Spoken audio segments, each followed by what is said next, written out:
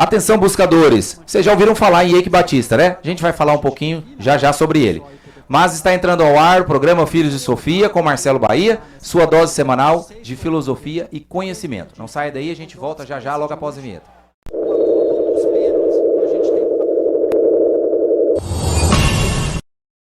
Muito bem, eu estou aqui hoje com Anderson Valério, gerente de contas Sicredi, e com o Ezequiel Machado, que é planejador financeiro. Hoje a gente vai trocar uma ideia sobre educação financeira, vamos falar sobre os perigos de não ter um plano bem estabelecido para administrar o seu dinheiro. A intenção é auxiliá-lo, a progredir cada vez mais o trato com as suas finanças e não te deixar refém de situações muitas vezes armadilhas, situações muitas vezes insuperáveis quando a gente não está devidamente preparado. Para começar, a gente vai passar um videozinho aí sobre o Eike Batista. Roda aí o vídeo. O homem que em 2012 era a pessoa mais rica do Brasil e a 7ª mais rica do mundo, ficando à frente até mesmo de nomes como Elon Musk, e que tinha uma fortuna avaliada de 30 bilhões de dólares. Hoje tem uma dívida de mais de R$1 bilhão e várias condenações na justiça pela Operação Lava Jato. Estamos falando de Eike Batista. Em 1981, com $500 mil emprestados, ele montou uma empresa de compra e venda de ouro, chamada Altran Auren. Ele tinha 60 compradores de ouro. Em 1 ano e meio, chegou a movimentar $60 milhões em ouro e ficou com 10% desse dinheiro. Ele comprou terras, tomou posse, junto com as terras vieram as concessões minerais. E para potencializar a mineração, ele contratou uma empresa canadense para furar o solo. Se colocasse a máquina para funcionar, teria margens líquidas de 80%, bem mais que os 10% que ele ganhava apenas comprando e vendendo ouro. Quando a mina começou a funcionar, passou a gerar $1 milhão por mês. Posteriormente, Eike comprou uma mina no Amapá, que depois vendeu e comprou outra em Minas Gerais. Em resumo, a estratégia de Eike era encontrar bons ativos e projetos abandonados por falta de recursos, criar um projeto de exploração, atrair sócios para financiar o projeto e depois vender o negócio com ótimas margens de lucro. Em março de 2012, o empresário com uma fortuna de $30 bilhões, cerca de R$60 bilhões na época, passa a ocupar a 7ª posição no ranking dos mais ricos do mundo da revista Forbes. Uma posição à frente da que ocupava em 2011. E tudo se encaminhava para que a fortuna dele continuasse crescendo. Mas aí, chegou o ano de 2012 e as coisas começaram a desandar. Os investidores não confiavam mais em Eike. Eles acreditavam que o empresário tinha vendido para eles uma ilusão. Para piorar, a OGX anuncia que 3 dos seus campos de produção de petróleo eram inviáveis, o que piora ainda mais a situação. As empresas foram perdendo cada vez mais valor e em julho de 2013, segundo a revista Bloomberg, Eike já acumulava dívidas na casa dos $2 bilhões e seu patrimônio, que um dia chegou a $34 bilhões, agora era de apenas 200 milhões. Muitas de suas empresas, como a OSX e a OGX, entraram com pedido de recuperação judicial. Em 2015, a Justiça determinou a apreensão e bloqueio de bens do empresário para garantir a indenização dos investidores da OGX, e os escândalos bateram a porta. Para muitas pessoas, Eike é um exemplo de empresário que soube vender ideias e criar empresas gigantes do nada. Para muitos outros, ele é apenas um vendedor de ilusões. Mas, para você, o que é Eike Batista? Muito bem, a gente está trazendo aí para você esse vídeo do Eike Batista para dizer o seguinte: se até uma pessoa como Eike Batista, com o conhecimento dele, com toda a habilidade que ele tinha em mercado, pode falir, se pode sofrer um revés, imagine eu e você, pessoas comuns, se não tivermos o devido preparo e o devido planejamento. O que é que pode acontecer na nossa vida financeira? E é por isso que a grande maioria da população não consegue sair do atoleiro, não consegue sair da lama. A pessoa não consegue progredir financeiramente, ela não consegue alavancar, ela não consegue investir e ela passa a vida inteira trabalhando, como a gente diz por aí, para pagar boleto. Ela trabalha para pagar a conta a vida inteira, porque ela não consegue avançar, subir degraus, escalar. E então nós precisamos ainda mais do que qualquer outras pessoas entender melhor como funciona tudo isso, e é por isso que eu trouxe para vocês aqui duas pessoas que são experts aí na educação financeira e no mercado, que vão estar dando dicas valiosas para nós. Eu vou começar com você, Ezequiel. para que você possa traçar para a pessoa aí que está assistindo a gente, né? Eu sei que o ganho de cada pessoa é diferente, mas nós podemos trabalhar em percentual. Então, assim, eu queria que você começasse dizendo para a gente, assim, para a pessoa que está nos assistindo, qual é o primeiro passo, né? Ela está trabalhando, ela ganha lá o seu salário, como ela deve distribuir esse dinheiro de maneira que ela possa atender a todas as suas demandas e ainda ter uma certa segurança e já agradecendo a sua participação aqui conosco. Eu diria qual é o seu sonho? Todos nós temos um sonho e às vezes a gente esquece desse sonho pela correria do dia a dia, por acabar de receber um salário e já acabou o salário, já tem muito mais mês do que salário e nessa correria e nunca você vai atrás do seu sonho. Primeiro, qual é o seu objetivo? Para o curto prazo, para 1 ano, para o médio prazo, para 3 a 5 anos e para o seu futuro? Você está planejando a sua aposentadoria? Porque ninguém às vezes para pensar nisso. Como é que está o seu plano para a sua aposentadoria? Será que você confia no INSS? Uma pergunta que sempre eu faço nas palestras você confia no INSS? Até hoje eu não encontrei ninguém ainda que confia no INSS. Mas as pessoas trabalham a vida inteira, 35 anos da vida em média, e confiando em aposentar no INSS. Então, primeiro passo, qual é o seu plano? Comece com o seu objetivo, porque daí você vai passar a ter prazer em guardar dinheiro. Porque falar 10%, 5%, se você não tiver um objetivo, o que acontece é que nós somos imediatistas, na grande maioria. Então, guardar dinheiro significa você abrir mão de um prazer agora para um prazer futuro. Se você não tiver um objetivo claro, um seu sonho claramente, uma meta estabelecida, você vai acabar gastando esse dinheiro. Maravilha, maravilha.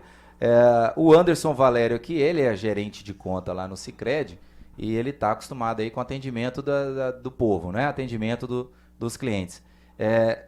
Qual é a maior reclamação dos clientes no sentido da falta de condição para fazer as coisas quando eles vão lá pedir um financiamento, pedir um empréstimo qualquer? Qual é a maior dificuldade deles assim para juntar dinheiro? Porque juntar dinheiro realmente é difícil.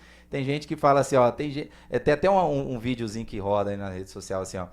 O pessoal fala pra gente não ficar na zona de conforto, mas pra gente sair da zona de conforto. Mas sair como? Se eu nem cheguei, eu tô caçando jeito de chegar na zona de conforto, né? Como que as pessoas com certeza chegam lá cheias de problemas. Qual que é a recomendação para essas pessoas para que elas possam chegar perto da zona de conforto? Marcelo, então, a maioria das pessoas chegam lá e algumas pessoas, na hora que a gente está fazendo o atendimento ali, ela fala, mas eu não consigo me controlar, mas eu não sei como fazer, principalmente quando a gente envolve cartão de crédito ou coisas desse tipo. E na realidade não é uma culpa delas, porque nós, olhando para o nosso Brasil, é uma pena, lá no passado nós não tivemos educação financeira nas escolas. Eu fui aprender coisas na minha vida e que minha vida mudou demais nos últimos 10 anos depois que eu cheguei no banco. Antes eu sofria uma eternidade de situações, uma série de coisas que são simples e que se você inicia as coisas progridem. O exemplo maior aí é que as pessoas nunca estão preparadas para viver um imprevisto. Porque não tem um manual da vida e a gente não consegue descobrir que isso vai gerar um problema lá no futuro. Então o cara chega lá, senta na entrevista de emprego e o patrão fala, você vai ganhar 1.100. Quando cair 1.100 mês que vem, ele já gastou. Só que quando cair, ele vai descobrir que tem INSS, que tem umas coisas que descontou. Já não dá mais 1.100. E aí vem o primeiro baque da vida. Aí o cara já começa endividado no primeiro mês de salário. São raros. Se a gente fosse contar de 10 pessoas que não... de 10, quanto acontece isso? 11. É difícil achar um que ele não passou por esse momento na vida, que não teve essa dificuldade. Então, assim, é muito difícil a gente culpar a pessoa porque ela realmente não teve uma instrução. Mas a questão hoje, principal seria se todos olhassem para o seu salário e pensassem assim, amanhã vai furar o pneu do carro, tenho que ter o dinheiro aqui.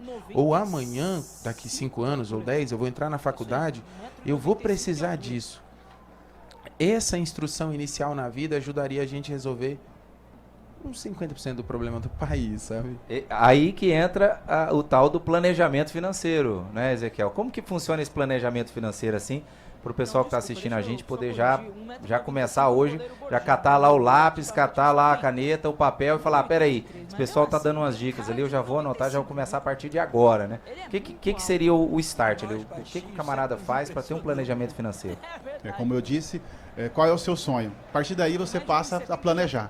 O Anderson falou ali do ponto cartão de crédito, né? Se você não tiver um planejamento, o cartão de crédito passa a ser um vilão. Né? Para ele, eu sempre faço a pergunta: cartão de crédito é bom ou ruim? Depende do ponto de vista. Porque a hora que você recebe o limite, ele é maravilhoso. Passar o cartão de crédito, ele é muito gostoso. Porque comprar é muito bom. Pessoal, pensa comigo o seguinte: você vai comprar, vai num shopping, comprar com cartão de crédito. Quando você passa no cartão de crédito, raciocina comigo, quando você passa no crédito, não dói nada. É uma compra anestesiada. Você, ainda mais quando a fatura fechou ontem. Nossa, vou pagar só daqui 40 dias.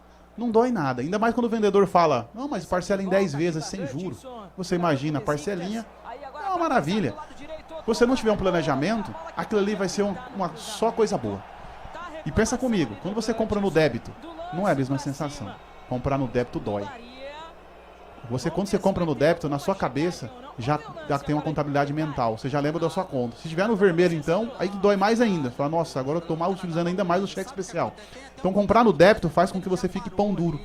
Você fica resistente a comprar, porque já você vai gastar só o que você tem. No crédito, não. Eu falo que é uma compra anestesiada. Então, por isso a importância de um planejamento. Tá chegando aí Natal. Muitas armadilhas do marketing. Eu sempre falo que, só para você saber também, já para você ficar vacinado, não falando mal, né, das pessoas que trabalham com isso, que elas precisam disso e o comércio precisa disso. Mas para você, consumidor, ficar atento. Porque as pessoas fazem faculdade, 4 anos, estudando para fazer você comprar. O mercado, o comércio, ele contrata um profissional de marketing para fazer as pessoas comprarem. E não há nada de errado nisso. Você que tem que estar esperto para não cair em armadilhas que está fora do seu planejamento. Então, primeiro passo, se planeje. Exemplo do Eike Batista. Tinha muito dinheiro, mas alguma coisa deu errado no plano. As grandes empresas possuem um planejamento, possuem um orçamento para o próximo ano. Isso vai se basear nos principais pilares para ela não ter surpresas. E as empresas, elas têm caixa, têm que ter um fluxo de caixa para eventuais emergências. E nós, a mesma coisa. Ninguém faz uma viagem de 1.000 quilômetros num carro sem o step. A gente não faz sentido. Eu vou de Rondonópolis a São Paulo, não tem um step no carro. Você tem que ter uma reserva de emergência. E eu faço a pergunta para vocês que estão assistindo. Se agora você precisar fazer uma ressonância magnética que custa R$1.000, você vai esperar o SUS ou você consegue pagar essa ressonância, esse exame? Ou vai passar no crédito? Ou vai passar no cartão de crédito? Passar no crédito, aí de R$1.000 vai se transformar em 2.000, né? Porque aí a pessoa no mês que vem não tem, paga o mínimo, aí no outro mês paga o mínimo e aí vai. Se ele não tiver, vai virar isso aí, ou mais. Falou pagamento mínimo. Rapaz, uma das maiores armadilhas chama-se pagamento mínimo. Porque é uma ilusão. E eu vou falar pra vocês. Chega a fatura do cartão de crédito, como é que tá? Olha como é que é o cartão de crédito. Pagamento mínimo vem em negrito, bem grandão, né? E o total da fatura que você gastou vem pequeno. Qual que é a ideia? É psicologia. Porque a hora que você lê a fatura, meu Deus, não acredito que eu gastei tudo isso. Aí as pessoas que não estão planejadas e que não foi educada financeiramente, quando ela olha o mínimo, dá uma sensação de alívio. Ah, nossa. Eu posso pagar só isso. Só isso que eu tô tranquilo. E aí que é armadilha, né? E aí vai entrar automaticamente um parcelamento em 24 vezes com a taxa média dos cartões de crédito 7% ao mês. Em 24 vezes vai... Dobra a triplica, dívida. pelo menos. O que a pessoa precisa entender é que quando ela paga o mínimo, na verdade a continha que está sendo feita você deve, suponhamos, 2.000, o mínimo é 200. Você está pagando 200, então você continua devendo 1.800. Em cima desse 1.800 vai ser jogado o quê? Que tá aí, Anderson, hoje? 7, 8%, 10%? Isso. Mas olha só, os 200 que você pagou não vai descontar dos 2.000. E vai descontar do juro? Não, é a entrada. Os 2.000 continuam sendo parcelados. Entrada no financiamento. Assustou mais, né? Então aí que tá, a pessoa se engana, né? E ela empurra pro mês que vem, mas o mês que vem esses 2.000 ele já se multiplicou. E aí no mês que vem ela fica mais apertada porque ela compra mais no decorrer do mês. Então, é aonde a questão do planejamento financeiro, né? Que a pessoa tem que ter um conhecimento e uma inteligência para não cair nas armadilhas do marketing, né? Porque, poxa, eu gostaria muito, meu sonho de criança era ter um Porsche. Eu ficava assistindo a Fórmula Porsche, não sei se tem hoje, mas na minha época tinha Fórmula Porsche. Era como se fosse uma Stock Car, mas só de Porsche. Era uma delícia, eu adorava. Eu tenho um sonho de ter um Porsche até hoje. Não tem como, né? Como é que eu vou ter um Porsche hoje? Então fica difícil. Se eu for lá comprar um Porsche, mês que vem eu tô lascado, né? Então você não pode comprar tudo que você quer na hora que, né, imediatamente. É o que você falou, né? A questão do imediatismo. É isso aí. Tem uma questão muito, né, do que você falou, que eu lembrei, que uma das grandes pegadinhas também das pessoas é você tá no shopping. Vamos falar de shopping, numa vitrine, né? Porque comprar é gostoso. E tem uma das coisas que acontece que derruba muita gente. Vamos ver se alguém de vocês já passou por isso. Eu acho que só lá no sul da França, aqui não. Olha só, você tá ali, aí o seu cérebro começa a conversar com você mesmo dentro, né? Não, mas você falou que não ia comprar mais, que você ia planejar, que ia guardar dinheiro e tal. Aí o outro lado emocional da sua cabeça fala, não, mas olha só que lindo, olha que maravilha. Você vai ficar tão bem nessa roupa, nesse sapato e tal. Fica uma briga interna. Mas aí sabe a que hora que você perde a guerra pra comprar? Tem o lado emocional, o lado ali que quer comprar. Ele fala pro lado racional, o lado que tá pensando, fazendo cálculo. Ele fala assim, compra, você trabalha tanto, você merece. Aí o você merece, você perde a guerra. Se você não tiver firme, convicto, você perde a guerra. Aí tem uma coisa que eu acredito que eu já até vi o Ezequiel palestrando pra gente, era assim, ó, olhou para um produto, pense, é necessário? É urgente? Eu preciso disso? Se as 3 respostas forem sim, aí você compra. Geralmente, as 3 vai dar não, né, Ezequiel? Só que a gente ignora elas. Mas se a gente olhar dessa forma para essas situações, a gente consegue se controlar. Eu vou... Um caso da minha vida aqui, que se eu soubesse disso lá no passado, eu não teria errado. O meu primeiro emprego aqui em Rondonópolis, quando eu cheguei, foi em 2000. Numa empresa ali no centro. E eu morava longe pra caramba do meu emprego, então eu ia de bicicleta, né? E como eu chegava lá, eu entrava às 7 da manhã, eu tinha que chegar lá umas 6h30, né? Então alguns dias eu saía antes da minha mãe fazer o café e tal. E aí do outro lado da rua, ali perto do Luizão, tinha um espetinho. Aí eu ia lá, comia o espetinho no café da manhã. Ou 2 ou 3. Aí o horário de almoço era muito longe pra mim, lá na minha casa, era quase 10 km de bicicleta. Então o que eu fazia? Eu comia mais uns 3 ou 4 espetinhos. E eu saía de lá com a minha mochilinha e ia direto pra escola. Eu estudava numa sala naquela época. E eu comia mais 2 ou 3 espetinhos antes de ir pra escola. Final do mês eu relembro até hoje, R$148 era o salário mínimo. 151, eu recebi 147 e alguma coisa. Primeira coisa que eu fui pagar, o espetinho do outro lado da rua. Sobrou próximo de R$5 o meu salário do mês inteiro. Olha, eu precisava daquilo. Trabalhou pra comer. Eu precisava daquilo. Você ajudou porque o tio do espetinho. sim. Ó, eu precisava. Cliente. Sim, poxa vida, pô. Eu precisava do espetinho, eu precisava. Era meu café da manhã, era meu almoço, era minha janta. Mas eu poderia ter controlado. E a partir dos outros meses eu não fiz isso, porque aí eu acordei mais cedo, eu fiz a marmita em casa, eu me arrumei, eu trouxe a marmita. O negócio mudou. Você se planejou. Não, eu aprendi na cinta, vamos dizer assim, foi na pressão. Mas, olha só, essas coisas aí de planejamento eu só fui ouvir de verdade quando eu entrei no banco. Algumas coisas na vida da gente, no cotidiano de vocês, com certeza vocês devem ter aprendido na dor, o que é o pior jeito de aprender. E algumas pessoas, quando elas chegam na dor, tá numa situação que ela senta na nossa mesa lá no banco e dói a nossa cabeça tentar descobrir como vai ajudar aquela pessoa. Porque realmente ela não teve... E foi fazendo, pá, chegou numa situação que quase irreversível, né, Ezequiel? É isso aí. Uma das dicas assim que eu sempre dou para as pessoas, eu faço uma pergunta aqui, para quem tá ouvindo, reflete. Você sabe o quanto é o total das suas despesas fixas? Porque as pessoas, quando você trabalha de salário fixo, a primeira que você sabe é o salário, quanto você vai receber. Todo mundo, a primeira coisa que você fica sabendo antes de começar a trabalhar é quanto vai receber. Mas e quanto é o total da sua despesa fixa? Não é comum as pessoas saberem o total da despesa fixa. Isso é uma das grandes armadilhas para você se endividar.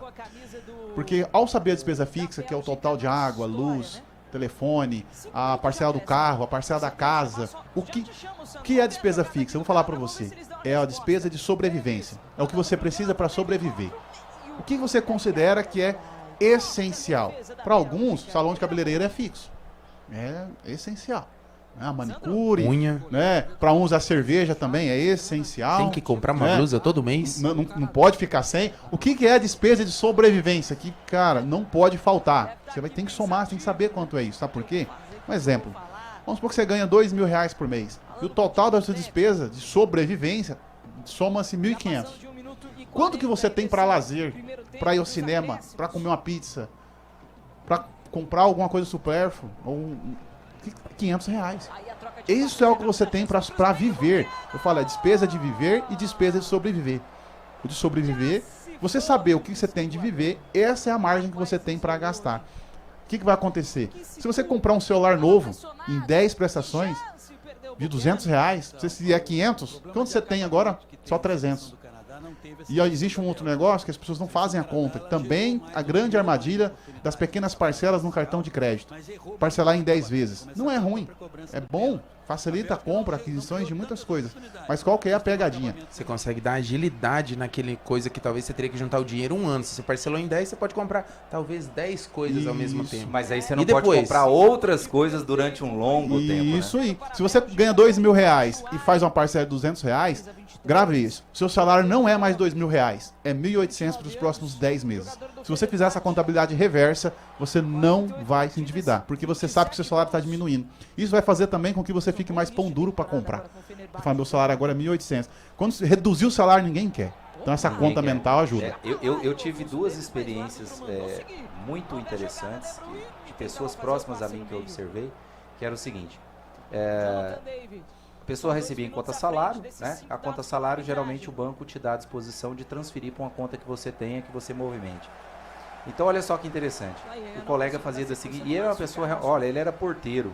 Ele era porteiro, tá? Ele era porteiro da Sotrec. E ele tinha dinheiro para emprestar para os engenheiros da Sotrec. O porteiro da Sotrec, que é uma empresa que é a concessionária Caterpillar, né? Ele tinha dinheiro para emprestar a juros para os engenheiros que trabalhavam na Sotrec.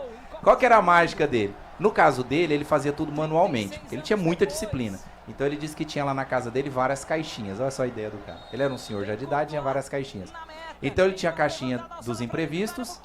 Então quanto que é? Eu ganho tanto, então tanto vai para imprevisto. Ele pegava o dinheiro trocado, trocava o dinheiro, colocava ali a notinha no imprevisto, era lata, tinha aquelas latas, né? Antigamente a gente tinha aquelas latas de biscoito, vinha aquelas latas com tampa. Então ele colocava em uma lá os de imprevistos, no outro ele colocava da escola dos meninos, no outro, e assim ele ia separando. E depois ele pagava as contas e se sobrasse alguma coisa, ele compraria uma roupa nova, uma coisa para bicicleta. Ele andava de bicicleta, com as bicicletas barra circular. Então aí ele ia colocar um pneu novo na bicicleta, arrumar o freio da bicicleta, alguma coisa. Mas primeiro ele fazia essa separação. E eu conheci uma outra pessoa que ela já fazia diferente. Ela deixou cadastrado no banco, não sei hoje como que funciona no banco, se teria essa disponibilidade. Mas quando o salário entrava na conta salário, o banco já fatiava aquele dinheiro, uma parte ia para a conta corrente da pessoa que ela movimentava, uma parte ia para a poupança, uma parte era investido em capitalização, não lembro que título, mas títulos de capitalização, e uma outra parte era investido, se não me falha a memória, em previdência privada. Previdência privada. Então ele, olha só que interessante, ele não sentia, porque ele botou na cabeça dele, vamos supor, ganha 2.000, não ganha 2.000, ganha 1.500. Então ele já colocou na cabeça que o salário era 1.500, entrava 1.500 na conta dele, ele gastava os 1.500. Os outros 500, o próprio banco consertava a vida dele por ele, porque ele já tinha deixado programado. Então ia um pouco para poupança, que era os imprevistos, um pouco ia para capitalização, então, e assim ele conseguiu juntar, esse camarada era pedreiro, né? Então assim, ele conseguiu juntar na época, enquanto os outros amigos deles trabalhavam para os outros, porque dependiam de arrumar um emprego e de ter ferramentas, etc., ele era o próprio patrão. Porque ele tinha carretinha, ele tinha maquinário, ele tinha tudo, porque ele conseguia comprar, porque ele tinha um planejamento, tinha uma organização. Isso, essa é uma das melhores estratégias que eu indico. É você usar a conta corrente a seu favor, a conta no banco para seu favor. Como? Primeiro, pessoal, eu comecei falando aqui sobre qual é o seu sonho, qual é o seu objetivo. Se você sabe qual é o seu sonho, olha só. Por exemplo, meu sonho é viajar para a praia. É um sonho de muitas pessoas, é comprar um carro novo, é conhecer a Europa. Qual é o seu sonho? Fazer uma faculdade, um mestrado? Qual é? Se você tendo isso em mente, você coloca no seu planejamento. Quando o seu salário cair, a primeira coisa que vai acontecer é pagar o seu sonho. O que esse exemplo seu trouxe? Ele colocou os objetivos dele em prioridade. Ele vivia com o que sobrava. Não é investir o que sobra. As pessoas pensam assim, se sobrar eu vou guardar dinheiro. Não sobra. Pessoal, você sabe, não sobra, não vai sobrar. Tem 45 anos que eu tô tentando ver se sobra. Não tem sobra. sobrado nada. Não sobra. Você fica sabendo que seu salário vai subir R$200 mês que vem. O que acontece no outro mês? Não sobra R$200. Você quita um financiamento, mês que vem sobra a parcela do financiamento? Não sobra. Não tem como sobrar. Então, essa das melhores estratégias é: converse com o gerente da sua conta e fala o seguinte: eu quero colocar, sei lá, X valor para daqui um ano eu vou investir, eu vou viajar. Minhas próximas férias daqui um ano eu vou viajar, eu preciso juntar R$5.000. Em 12 meses eu vou colocar X por mês. E aí, automaticamente, no dia do meu salário, o sistema vai debitar da minha conta corrente e vai colocar nesse investimento. Eu falei também no começo aqui sobre o planejamento da aposentadoria, para não depender do INSS. Qual é o plano B para mim não depender do INSS? Uma previdência privada? Nem que seja R$50 por mês, eu tenho que ter um plano B, que é planejar a minha aposentadoria. Ninguém quer morrer cedo. Ô, Ezequiel, e tem um parênteses aí, galera de casa, lembra disso? Se você ganha R$5.000 hoje e você aposentar amanhã, qual será o salário da sua aposentadoria? Muitas pessoas pensam que elas vão continuar ganhando os 5.000 que elas ganhavam. E tem pessoas que têm percas de até 50%. Porque existe teto para profissões e funções. Ou existe abonos, funcionário público. A gente vê Tem um muito. tempo, né? Tem um Isso, tempo que ele contribuiu em cima daqueles 5 Exatamente. Então, assim, ó, eu tenho pessoas, assim, ó, o Ezequiel já viu também, de repente, de um mês pro outro, o salário do cara diminui 50%. Não sobra dinheiro para comprar os remédios da artrite, que nós teremos um dia. Semana passada Você não tem ideia. eu atendi uma pessoa que ele tava, de certo modo, revoltado, porque ele entrou numa espécie de PDV, um programa de demissão voluntária. Então ele ganhava próximo disso, 5, 6 mil reais, e pensou: bom, esse salário me mantém, então vou pegar o dinheiro do PDV, vou fazer isso, fazer aquilo, e saiu faceiro, achando que ele ia resolver a vida dele. Só que no mês seguinte, quando ele foi receber do INSS, ele recebeu R$2.500. Acho que não deu 2.500, deu 2.400 e pouquinho, quer dizer, Que surpresa menos de desagradável. 50%. Então ele ficou desesperado, e aí ele queria saber no escritório se ele poderia, né, na empresa, conseguir reverter isso e voltar ao trabalho. Eu falei: olha, a empresa até pode te contratar de novo, mas, né, a empresa não tem a obrigação de te contratar novamente. Então, quer dizer, é uma situação, e não é incomum, por incrível que pareça, é muito mais comum do que se parece. Sim. As pessoas procuram muito o escritório com essa situação. Ela aposenta, o salário dela cai e ela fica indignada e ela quer voltar a trabalhar, porque ela não Exatamente. sabia que ia cair o Isso salário, mesmo. né? Isso mesmo. E puxando um parêntese aí, ó, no que o Ezequiel falou, quando eu entrei no banco, eu escutei isso que ele falou: olha, aproveite o aumento do seu salário, porque poupar, tá aqui, você deu exemplo, 40 anos tentando fazer uma coisa diferente, e o que acontece? Eu também não tinha nenhuma poupança, não tinha um dinheiro nenhum guardado quando eu entrei no banco. Aí eu escutei essa: quando você for ter um aumento de salário, é oportunidade. Por quê? Você está vivendo com esse salário que você tem hoje. Só que todo ano tem um aumento do governo, ou tem um aumento da empresa, ou você recebe um mérito da empresa que você trabalha, ou você faz uma venda excepcional, alguma coisa desse tipo, e aí aquele é o momento. Por exemplo, É a chance de tirar a forca do pescoço, ó, né? 2 veículos que eu adquiri na minha vida nos últimos 10 anos foram pagos exclusivamente pelo aumento do meu salário. Porque quando eu sabia que ia aumentar, eu fui lá e calculei mais ou menos quanto que ia dar meu aumento, eu fiz o meu primeiro consórcio. Porque assim, se eu esperasse uns 2, 3 meses, eu ia arrumar alguma coisa a mais para gastar. Então, eu já fiz um primeiro consórcio ali, naquele momento. Automaticamente o aumento caiu e começou a pagar a parcela do consórcio. Eu não senti diferença, porque eu já estava acostumado a viver com o salário antes do aumento. Então, sinceramente, gente, não fez diferença nenhuma. E isso foi passando os anos e tal, e eu consegui continuar pagando. Depois fui lá e adquiri um veículo. Depois, no futuro, há pouco tempo, eu fiz isso, e agora há uns 7 meses atrás eu fiz de novo. Foi 7 meses atrás que teve uma correção do aumento do salário? Acho que foi por aí. Eu fui lá e fiz de novo. Então, assim, ó, eu vou trocar carro daqui 2 anos. Daqui 2 anos tá lá a carta de crédito. E sem falar do detalhe: o planejamento é tudo para você não morrer no endividamento. A maioria das pessoas chegam aos seus 20 e poucos anos e fala assim, vou comprar meu carro. Ah, mas agora eu tô com 20 e poucos anos, eu tenho que comprar meu carro, eu não tenho escolha. Ué, mas por que você não juntou uma grana? Não, a minha vida começou hoje. Não, sua vida começou com 14. Você só foi descobrir que precisava de um carro aos 21. E aí você entra num financiamento. E aí você paga 2, 3 vezes. Mas se você planeja e olha para o futuro, você sabe que daqui 3 anos você vai precisar um carro ou vai precisar trocar. Se você se organizar, você procura meios mais baratos. Ah, é uma carta de crédito. Eu faço a carta de crédito no seguinte sentido, ela meio que me força a fazer o pagamento. Porque eu também tenho opções até melhor que a carta de crédito, que seria eu ir lá e eu pegar uma aplicação financeira e programar. Só que Mas tem que ter disciplina. Mas a aplicação financeira ela não é obrigatória. Tipo, você não tem que pagar, né? E então você pode falhar um mês. E aí você tá falhando com você mesmo. E a gente falha muito com nós mesmos. A gente não consegue pegar o sonho, desenhar o sonho, anotar o sonho e fazer tudo bonitinho. Só que a questão da disciplina, eu acho que é o que o que Ezequiel falou aqui, que a gente tem uma tendência, né? O nosso cérebro ele tem uma tendência e a nos boicotar. A neurociência explica isso, que ele tem uma tendência, na hora que ele vai julgar ali a emoção e a razão, ele sempre opta por aquele prazer momentâneo, ainda que seja menor do que a satisfação futura. Porque aquele ele sabe que ele vai viver, tá aqui. O futuro é incerto, ele não sabe se vai chegar lá para aproveitar. Então ele corre e utiliza isso. E até assim, não é de todo ruim se você souber usar essa, digamos assim, essa qualidade do cérebro. A questão é quando você faz isso rotineiramente, porque você sempre prorroga, sempre posterga os seus objetivos, os seus sonhos, porque você está sempre priorizando a satisfação momentânea, né? Então, por exemplo, a mulher todo mês vai lá e compra um vestido. Pô, mas esse aqui é tão bonito, tem o aniversário da ciclana, eu quero ir com o vestido novo. Então todo mês ela vai lá e gasta 300, 400, 500 reais no vestido novo.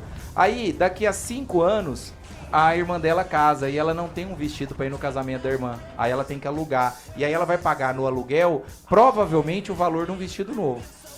Ou quase isso. Mas porque ela não se programou, né? Claro que a pessoa não precisa ficar 5 anos sem comprar uma roupa. É só um exemplo de que a pessoa pode, né? Compra uma hoje aqui, compra daqui a 3, 4 meses, 6 meses. E, é claro, não basta ela comprar e gastar o dinheiro. Ela tem que comprar e guardar aquele restante, né?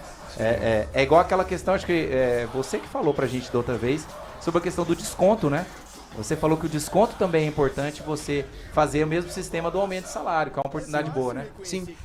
Na compra, tudo que... Já imaginou? Toda vez que você vai numa loja comprar um negócio, aí você chega lá, tá, por exemplo, vai comprar uma Alexia, 400 reais. Se você pedir desconto, ela vai sair por uns 380 e poucos. Você acabou de fazer seu dinheiro te dar 15 reais de lucro. Se você for fazer proporcionalmente o valor que isso deu de desconto, 20% ali, 20% você teria que aplicar esse dinheiro por uns 30 anos para ele dar aquele rendimento, no rendimento que a gente tem de poupança hoje. Então pegue aquele desconto que você ganhou e faça aquilo como uma renda e vá lá e guarda aqueles 15 reais.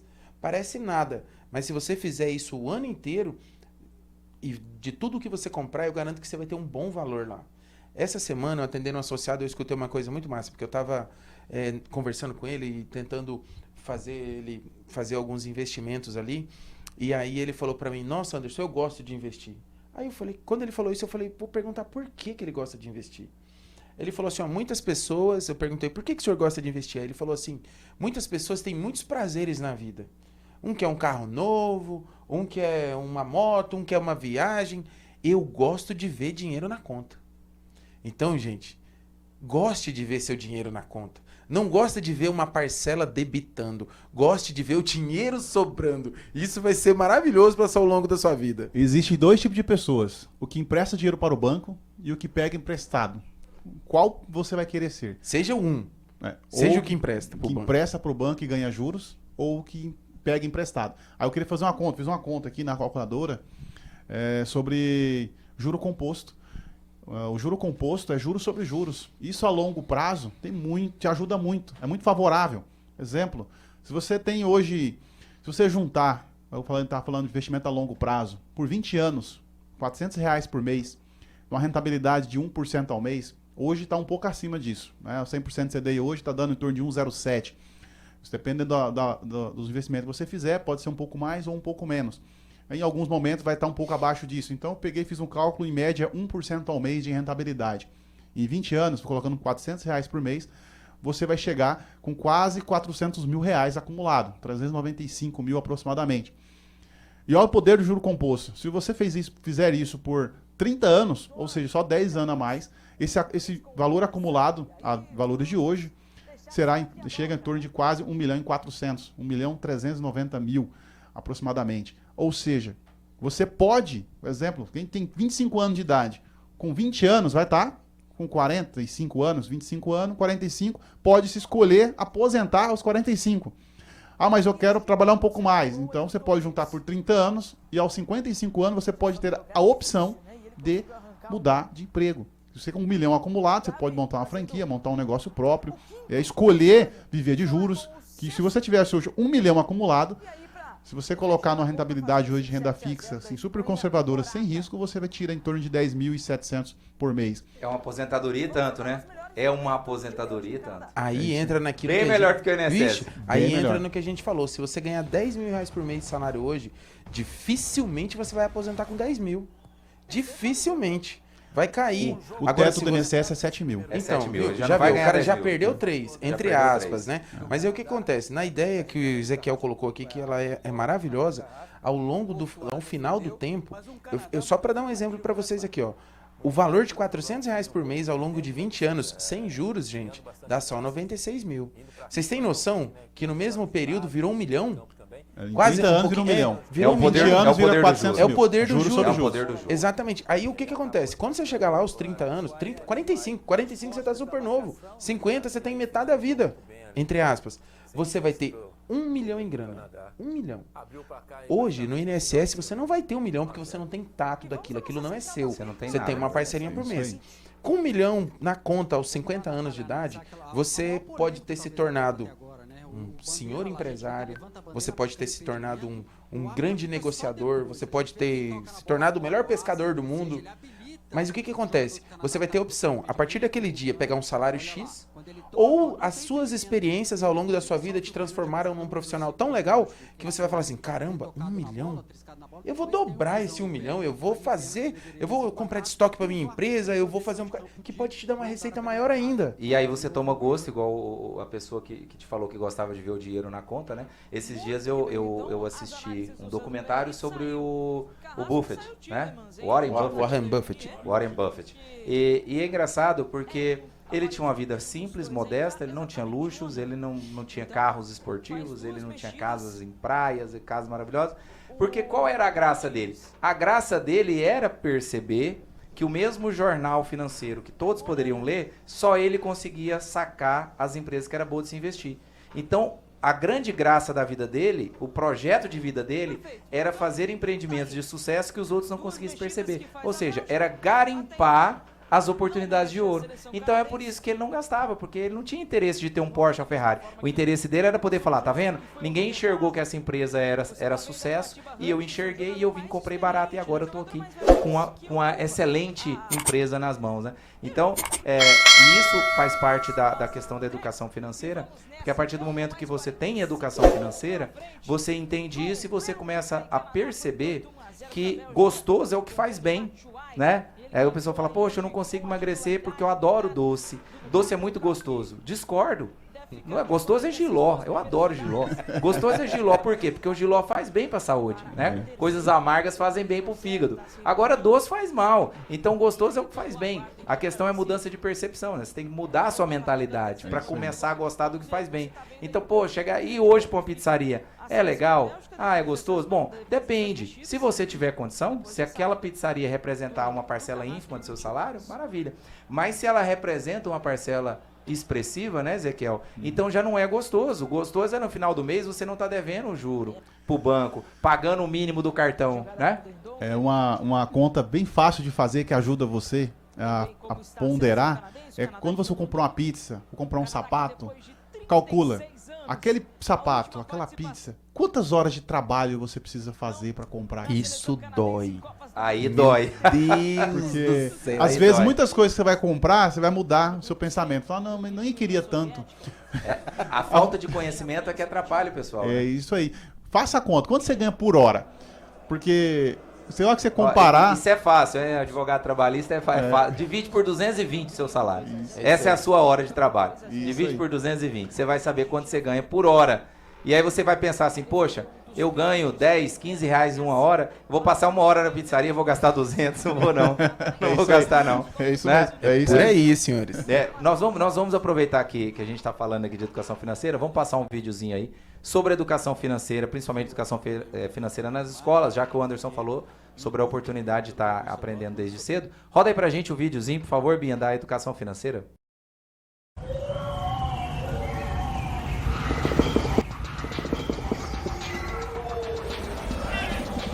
Tudo está interligado no nosso planeta.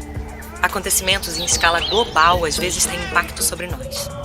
Um vazamento de óleo em um oceano distante pode afetar o nosso bolso, diminuindo a oferta de peixe e ocasionando um aumento no preço. Ações individuais, quando somadas, também provocam mudanças no mundo ao nosso redor. Uma família que desperdiça água lavando a calçada com frequência pode fazer com que esta falte na casa do vizinho. As escolhas que nós fazemos todos os dias têm uma relação direta com o que acontece em nossas vidas, bairros, cidades e países. Muitas dessas escolhas são financeiras. Por isso, precisamos aprender a consumir e poupar de um modo mais consciente. Assim, podemos viver com mais segurança e tranquilidade, além de assegurar o futuro do nosso planeta. A educação financeira pode ser promovida nas escolas. Precisamos aprender desde cedo a planejar e a tomar decisões que nos ajudarão a lidar melhor com nossas questões cotidianas e com os imprevistos. A vida de toda a família é afetada, positiva ou negativamente, pelas decisões financeiras de seus integrantes. Rita quer costurar um vestido para o aniversário da neta. Maria está planejando comemorar o aniversário com uma feijoada. Pedro quer terminar a construção de sua casa. João quer comprar um celular novo. Carla quer vender bolo para pagar um curso de informática. Quando não planejamos, nem sempre conseguimos realizar o que queremos. Rita não calculou quanto tecido precisava comprar e o vestido ficou curto demais. Maria foi à feira apressada e acabou pagando mais caro porque não comparou os preços. Pedro não previu quanto teria que poupar por mês para terminar a construção de sua casa. João comprou um celular mais barato à vista, mas como a qualidade do aparelho era ruim, este logo quebrou. Carla resolveu fazer um bolo com uma cobertura de leite condensado com custo muito alto, o que tornou a margem do lucro pequena. Com um pouco de planejamento, teria sido possível fazer as coisas como eles gostariam. Educação Financeira nas Escolas é um programa que nos ajuda a perceber como nossas ações estão conectadas. Para a gente tomar decisões, é necessário olhar à nossa volta e mais além. Em geral, não nos damos conta de quantas decisões tomamos por dia, por mês, por ano. Será que eu dou uma festa de aniversário ou faço uma viagem? Será que eu vou à final do campeonato de futebol? Devo investir num curso de confeitaria ou de cabeleireiro? Que carnes vou comprar para o churrasco? Prefiro pagar a panela de pressão à vista ou em parcelas? Saber olhar adiante antes de tomar uma decisão é importante tanto para os grandes passos como para os pequenos passos. Algumas decisões parecem não ter nada a ver com dinheiro, mas no fundo têm uma relação com o que gastamos e poupamos. Se você sair de casa sem o guarda-chuva em um dia nublado e cai um temporal, você pode acabar comprando um guarda-chuva novo quando já tem um em casa. Quando você leva uma garrafinha vazia na bolsa, pode enchê-la com água do filtro e não precisa comprar água mineral. Hoje as pessoas estão vivendo por muito mais tempo. Isso quer dizer que terão que aprender a planejar suas vidas financeiras para se sustentar por muito mais tempo. Mas não são os adultos que lidam com dinheiro? Para que serve um programa de educação financeira para crianças e adolescentes? Adultos não nascem grandes. O ser humano é a espécie que mais demora para alcançar a autonomia. Ou seja, aprende vagarosamente. A aprendizagem é um processo que acontece aos poucos. Do mesmo modo que as árvores precisam de raízes profundas, um tronco firme e uma copa viçosa e saudável, nós precisamos de conhecimentos sólidos e duradouros. Quando certas atividades não têm a ver com o modo como nós aprendemos, a gente se entedia. ou se interessa por outra coisa. Às vezes ficamos impacientes porque uma atividade é fácil demais, ou frustrados porque algo é excessivamente difícil. O programa de educação financeira foi especialmente elaborado de acordo com cada faixa etária. As atividades propostas estimulam a curiosidade, a autonomia e o trabalho em equipe.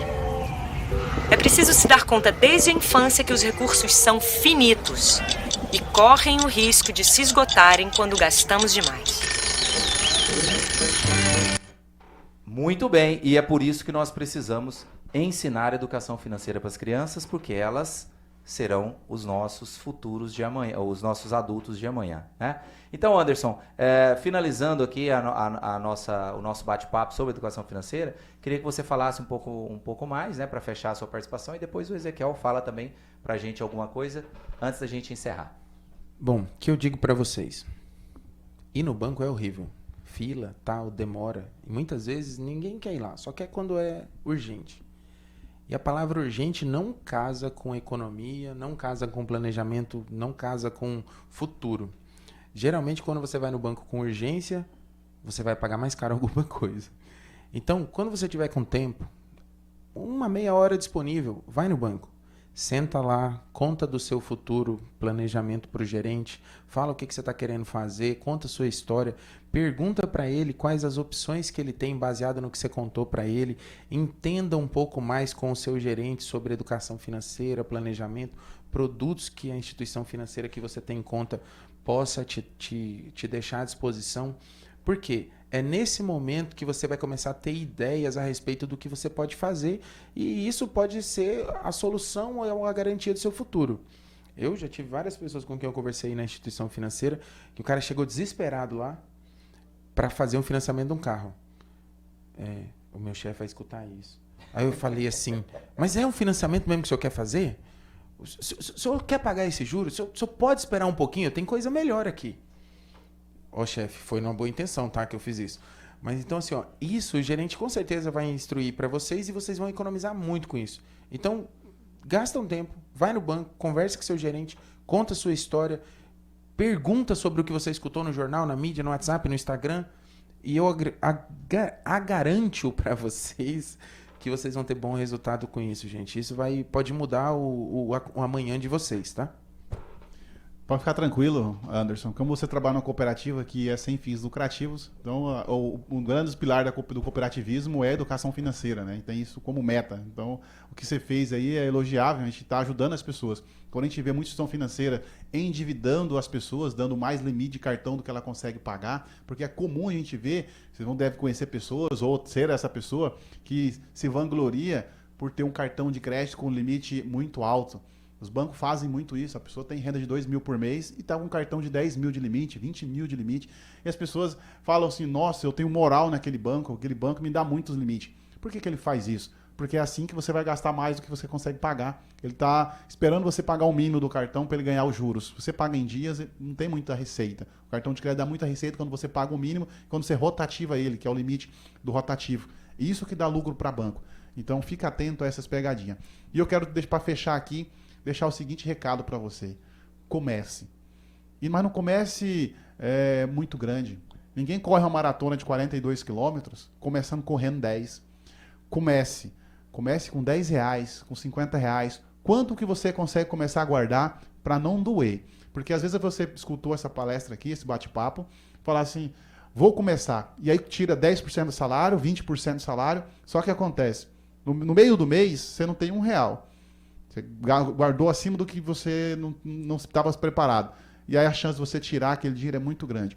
Tira o valor que não vai doer, que você vai poder esquecer dele. No segundo mês você aumenta um pouquinho. E para ajudar nisso, conversa com o seu gerente para ele fazer isso automaticamente na sua conta. Isso faz também com que entre naquele negócio. Pague primeiro o seu objetivo, para depois com o que sobrar você vive. Tá bom? Era isso. Muito obrigado aqui pelo bate-papo, que passou muito rápido aqui, na minha opinião. Passa rápido, passa rápido. Eu quero agradecer aqui, né, ao Anderson Valério, agradecer aqui ao Ezequiel Machado pela participação, né, pelas orientações que nos trouxeram. Então, o que fica aqui pra gente é planeje o seu futuro, planeje as suas economias, né, trabalhe com inteligência para que o seu dinheiro possa ser uma bênção na sua vida e não uma maldição, né? Para que você não fique escravo do dinheiro ou escravo das dívidas, né? Que o seu dinheiro trabalhe por você. A gente tem um tempo limitado aqui no programa, claro, a gente não consegue abordar todos os assuntos. Mas existem vários tipos de investimentos, né? Você tem financiamento, você tem consórcio, você tem poupança, você tem CDI, CDB, né? Tem uma série de coisas assim. Você tem título de capitalização, você tem fundos imobiliários, enfim, são uma série de investimentos e depende do seu projeto de vida, daquilo que você precisa. Então, faça como o Anderson sugeriu, senta na frente do seu gerente, converse com ele, peça orientações e o conselho do Ezequiel é fantástico. Comece com o que você pode, é R$10, mas R$10 não representa nada. Representa se você pensar que R$10 que você tirar todos os meses, no final do ano, são não apenas R$120, mas são R$120 e mais tudo que aquilo gerou para você nesse período. Quer dizer, a cada R$10 que você acrescenta, ele gera mais receita para você, né? Então é um dinheiro que estaria, entre aspas, perdido, né? E você vai potencializar através de juros, né?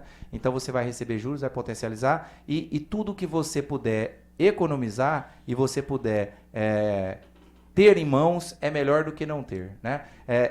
Tem um ditado que fala assim, é melhor pingar do que secar. Então, antes você ter no final do ano 120 que você economizou com sacrifício, que você vai ter o prazer de falar, poxa, eu tenho 120, eu posso aqui agora, de repente, até comprar umas coisas e fazer uma ceia de família, né, para minha família, é melhor do que você chegar no final do ano devendo 120, né? Então, é importante a gente pensar que qualquer coisa que você consiga economizar e investir é bom. E você vai tomar gosto e os 10 você vai começar a tirar 20, 30, 40, 50. Quando você perceber, você já está conquistando grandes coisas, como o Anderson contou pra gente, do carro que ele comprou apenas com os aumentos de salário. Ele continuou tendo o mesmo padrão de vida, usou o acréscimo de salário para pagar o consórcio e com isso comprou o carro. Quer dizer, se você for parar para pensar, você que está em casa, se você for parar para pensar, na sua vida, quantas vezes você ganhou aumento de salário? O que isso rendeu para você? Provavelmente nada. Você gastou aqueles 100, 200 a mais, assim como você gasta o seu salário. Então, o Anderson, no caso, é como se ele tivesse, depois de 3, 4 anos, 5 anos, ganhado um carro de presente, né? Porque aquele dinheiro que de toda forma ele gastaria, ele empreendeu, ele investiu. Então é sempre muito importante. Então, muito obrigado pela participação de vocês. Obrigado a você que está nos assistindo. Fica à disposição aí, nossas redes sociais. Curta, né? Compartilhe esse conteúdo para que ele atinja mais pessoas. A gente está aberto aí no WhatsApp para você poder entrar em contato, sugerir novos temas, participar dos nossos programas. E a gente vai finalizar, já que estamos falando sobre educação financeira e sobre a importância de cuidar do futuro, pensar no futuro, então nós vamos encerrar com o poema Ampulheta, de Hermélio Silva, que fala exatamente sobre essa rapidez com que o tempo flui e a gente tem que estar preparado para ele. A gente se vê na próxima semana. Fiquem todos com Deus. Constante, tiquetaqueando, cadenciado, chegando. Os trilhos siderais avisam, rangendo naturais.